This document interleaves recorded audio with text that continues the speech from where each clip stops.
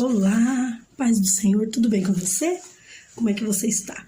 Acredita, foram só alguns dias, mas eu já estou com saudade. Está sendo muito bom, muito edificante essa obra. Esse propósito que estamos apresentando ao Senhor tem nos fortalecido demais e tem nos ensinado muitas coisas. E está sendo muito importante compartilhá-las com a Igreja de Cristo, com a pessoa que me ouve, com todas as pessoas que têm vontade, que têm sede e fome de Deus. Eu tenho certeza, se você tem fome e sede de Deus, tudo aquilo que te traz de inspiração e de ensinamento, você abraça, assim como eu, tá? Eu quero aqui agradecer, né, ao meu esposo, porque ele me ajudou aí num dia. Eu disse para ele assim, fica muito triste, né? Fica muito triste, fica muitos dias assim sem gravar nada, porque a gente vem numa dinâmica, embora eu esteja na comunhão, na oração dentro do projeto, né, que são 21 dias, 21 dias, né, de oração, a gente está dentro desse projeto em oração, mas esse complemento, né, ele está edificando muitas pessoas, e eu disse para ele, sim, você me ajuda? E ele se dispôs, foi maravilhoso, e eu agradeço aqui, né, a todos que não deixaram de assistir, continuaram aí animados. Mas vamos para o tema de hoje. O tema de hoje é intercessão. E eu amo falar sobre esse assunto para que se despertem, né? Pessoas intercessoras. E o nosso versículo de referência, ele está na primeira carta ao Timóteo, né? O capítulo é o capítulo de número 2, o versículo vai ser o versículo 1 e o versículo 2, e eu quero ler para você. Antes de tudo, recomendo que se façam súplicas, orações, intercessões e ação de graças por todos os homens, pelos reis e por todos que exercem autoridade, para que tenham uma vida tranquila, pacífica e com toda piedade e dignidade. Isso é um conselho que está sendo ministrado através de Timóteo. E eu gostaria aqui já de começar a chamar a sua atenção para essa questão, que ela é tremenda, belíssima, como eu disse aqui, sobre a questão da intercessão, porque você vê aqui que são passos, né? Nós temos que orar, nós temos que interceder, nós temos que fazer ação de graça por todos os homens, pelas nossas autoridades, pelos reis, ou seja, os nossos governantes, para que haja tranquilidade, paz e para que tudo te vá bem. Olha que conselho mais do que sábio. E é sobre essa parte, esse foco maior, que é o mais difícil, o menos compreendido, é a intercessão. Eu quero dizer para você o que é intercessão. A oração de intercessão é aquela que é feita em favor de uma outra pessoa. Então, oração, eu posso fazer oração pessoal, coletiva, posso fazer vários tipos e níveis de oração. Intercessão é uma oração que eu faço para uma pessoa, em favor de alguém. A intercessão já é uma coisa mais específica e mais profunda, né? É eu pegar a situação de uma pessoa que está com um problema específico e eu me apresentar diante de Deus. Interceder é se colocar no lugar do outro. Ou seja, é como se a guerra fosse minha. A guerra é minha. Você está entendendo? Isso é se colocar no lugar do outro, é se colocar como se fosse o outro, né? E pelejar pela sua causa como se fosse a sua própria causa. É estar entre Deus e os homens em favor dessa pessoa. É tomar o seu lugar ali em suas necessidades, na sua maneira de lutar, na sua oração, até a vitória que você espera que essa pessoa tenha. Você tome como se fosse você. Isso é intercessão. É você suplicar pela intervenção de Deus. Suplicar a intervenção de Deus em favor de alguém. Você viu quanto que é profunda a oração? A oração de intercessão? Por que oração de intercessão? Oração porque você está apresentando uma causa diante de Deus. Isso é oração. É se apresentar diante de Deus em uma conversa, em gratidão, em louvor, em súplicas, em clamor. Oração. E oração de intercessão é isso. é se colocar na presença de alguém. E quando eu paro para pensar nessa questão de intercessão, as pessoas que dirigem, né, elas vão compreender bem esse exemplo simples que eu vou dar aqui. Intercessão. Primeiro passo, quando eu penso em intercessão, eu estou em uma via, estou andando, de repente apercebi, estou indo numa direção errada e eu preciso retomar o meu caminho, eu preciso parar o caminho que eu estou e voltar. Então nós, atento ali naquela estrada, nós vamos verificar onde tem um retorno. Aí nós estamos naquela via, né, e paramos onde está o retorno. E começamos a ficar atento onde está o retorno. E na primeira volta, aí nós fazemos o contorno e fazemos essas interseções. Em algumas placas você vai ver retorno. Em algumas outras você vai ver a identificação em si, interseção à esquerda, tantos metros. Interseção, mudança de caminho. Então, o primeiro foco é esse. Quando eu vou fazer uma oração intercessória, eu tenho que apresentar uma causa e o desejo de mudar o caminho que ela está tomando. Essa causa não pode continuar assim. Meu filho não pode continuar nas drogas. Meu esposo não pode continuar bebendo. Ele precisa retornar. Minha família precisa ser uma família saudável. Ela não pode mais. Minha família não pode mais viver em contenda. Então, mudança. Intercessão nada mais é do que você ter convicção de que há uma necessidade de mudar o caminho. E orando por esta pessoa, você vai compreender que a pessoa que precisa dessa intercessão, que precisa desse auxílio seu, a primeira coisa que vai acontecer com ela está fraca. Ela não consegue por ela mesma ter uma atitude ousada de se postar e dizer assim, não, eu vou mudar. Tem pessoas que elas estão tão envolvidas com os problemas e com as situações que elas acham primeiras vezes que não tem mais esperança para elas. Ou elas pensam que elas não vão conseguir, não tem força. Muitas pessoas às vezes falam que não tem força mais para sair de uma determinada situação. E nesse momento a importância da intercessão. Eu acho interessante uma palavra que tem, eu vou deixar a referência aqui embaixo no texto para você estudar, né, juntamente comigo, que o Senhor, ele diz assim, eu procurei com os meus olhos achar alguém que intercedesse por essa cidade, mas eu não achei nenhum. Porque realmente não é fácil você se comportar e se postular diante de Deus como o culpado, como o fraco, como o depravado, como o prostituto, o drogado. Normalmente nós queremos sempre nos apresentar em justiça, e isso é honroso, mas se apresentar como o pecador é mais complicado. Eu gosto de ver o intercessor também de uma forma bem simples também, né? De uma forma bem simples, que eu tive essa consciência, né? Eu tive essa consciência alguns anos atrás. Eu morei no estado de Rondônia, na época que eu fui para lá, foi no ano de 96. Fui juntamente com minha família para fazermos obra missionária lá, no campo de Rondônia.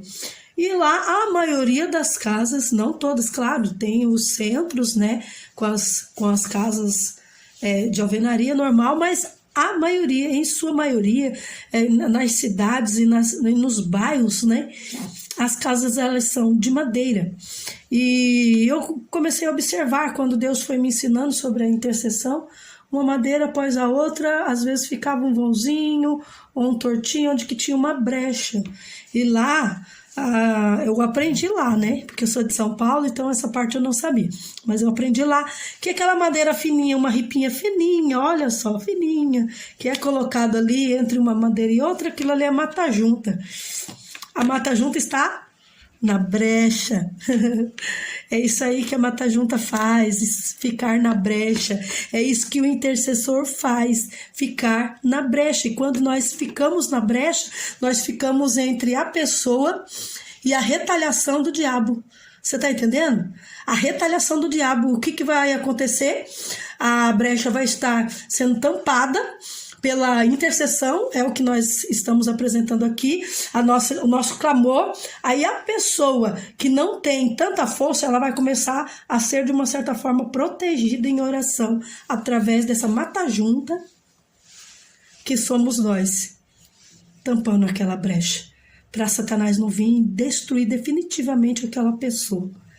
E nisso ela vai se fortalecendo, e nisso ela vai buscando de Deus, em Deus, estrutura novamente para se libertar. Olha a importância da minha e da tua intercessão.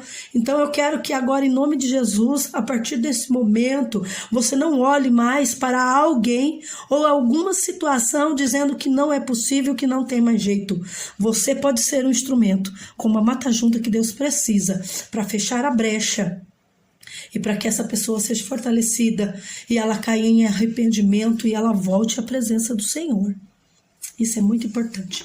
Eu quero finalizar esse nosso texto de hoje, né, esse nosso tema de hoje sobre a questão da intercessão, contando um testemunho. Como eu disse, eu aprendi há muitos anos atrás, e na época que eu estava no estado de Rondônia fazendo obra missionária ali juntamente com minha família, a forma como Deus esclareceu para mim foi essa forma simples ali, olhando as madeiras e aquela madeira ali, a mata-junta ali no meio.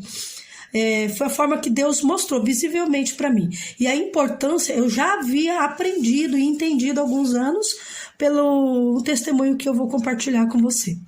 Não me lembro quem é essa pessoa, um pastor, porque já faz alguns anos, né? E nessa época não tinha essa diversidade como hoje nós temos, de internet, e tudo você achar ali na internet. Mas o testemunho que eu ouvi é que aquele pastor educou seu filho no temor do Senhor, né, educando na palavra, na obediência, na frequência ali na casa de Deus, mas o maligno, ele quer roubar tudo aquilo que nós temos de melhor, e a palavra de Deus nos diz que os filhos são a herança do Senhor. Então Satanás, ele está tentando destruir as famílias de todas as formas, e uma delas, muito, né, no próximo vídeo eu vou falar um pouco mais sobre isso, é a questão dos filhos.